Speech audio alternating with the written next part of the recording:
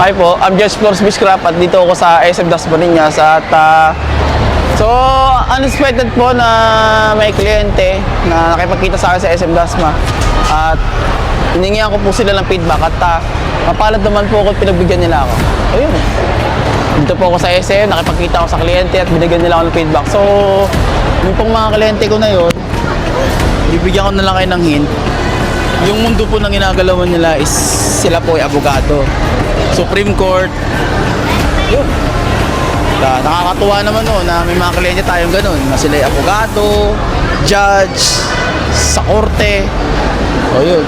Nakakatuwa na may mga naniniwala sa akin. At panoorin nyo po yung kanilang feedback ngayon kasi napakaganda po ng feedback nila sa akin ngayon. Pahinga ko po talaga ngayon. Pahinga ko ngayon. So, pinagbigyan ko na lang din kasi gusto gusto nila ako makausap, gusto gusto nila ako makasama. So, nakonti picture-picture, tapos binigyan nila ako ng sobrang gandang update. Medyo, yung update nila na sobrang taas, low level ko na lang po. Kasi po, medyo sensitive na po, tsaka personal na po masyado yun. So, alam nyo naman, di ba? So, nirespect ko yung privacy nila. Pero gusto nilang update lahat. Napakadami nilang gustong update.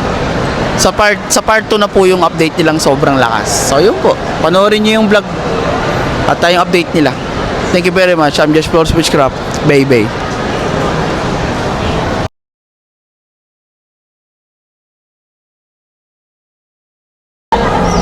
Hi po. Ito po yung dalawang mahal na mahal kong kliyente at si Sir.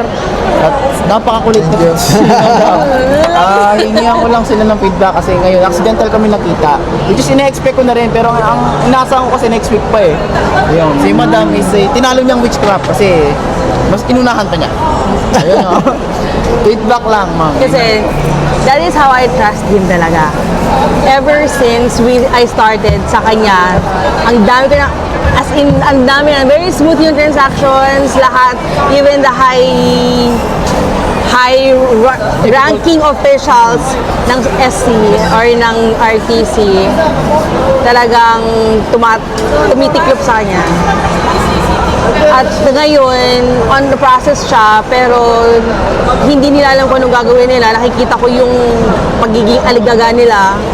Kasi parang hindi nila talaga alam yung gagawin nila eh. Parang naano ni researchers. Oo, mayroon different approach. Tapos, nag-start lang ako sa isang medallion, yung gold, hanggang sa tuloy-tuloy na siya. Tapos nakita ko, andun yung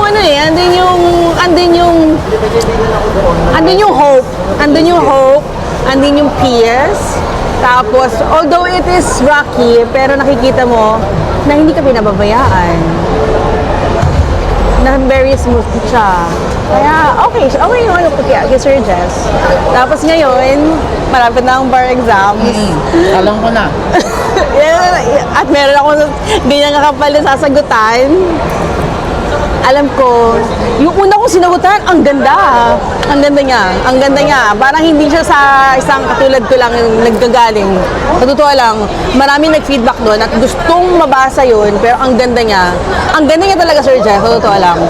At yun ang sinabi sa akin ng mga judges, maganda talaga siya. Pero hindi ko siya pwedeng ilabas kasi sa data privacy. Not now. Feedback lang naman ni Mama kailangan ko. Feedback ko lang naman na kailangan ko. Si Sir, na-appreciate ko sinama mo siya rito. Talaga namang wala kami nagawa sa'yo, ma'am. Pero sige, continue po. Ayun, kaya dun pa lang sa parang akala mo, abogado na yung gumagawa. Yes po. Doon pa lang, nabilib na ako. As in. Tapos, I'm still hoping na after this, maging lawyer talaga ako.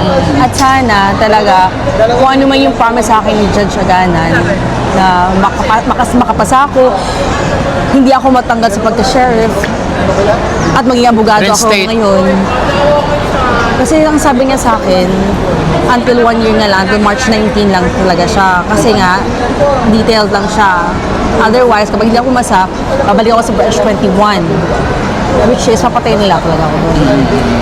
Tapos, yun ang sinabi sa akin. So, it's either na pupunta ako ng Court of Appeals or maging abogado. At doon ako maging abogado kasama yung pamilya ko. Tapos, sana na hindi na ako maging chef, maging abogado talaga ako. Yun lang. Yun lang talaga. Yun lang talaga yung hope ko this year. At ma-reinstate lahat ng allowances ko dahil I was expecting something this week pero hindi siya dumating. Oo. Dahil dun siguro sa case. I don't know.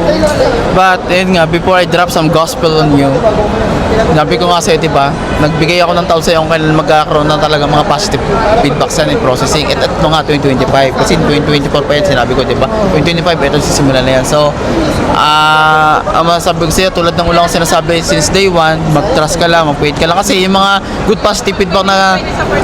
positive feedback mo na yan, na sinabi ngayon sa akin, yun yung mga parts na may mga sinunod ko talaga sa sinabi ko. So, yun yung first step. Ito yung second step natin ngayon sa pag-review mo. So, makakapasa ka na dyan. Like ang sinabi ko sa'yo, 2025, di ba? Maging okay na yan. Basta, ang advice ko lang sa'yo, hindi lang bukod sa problema mo, bilang sa mabuting tao, asawa, or what, isa, next time, maging considerate ka. Oo, Lalong-lalo na sa oo mister mo. Oo na. Maging considerate ka lagi kay Mahaba sir. na.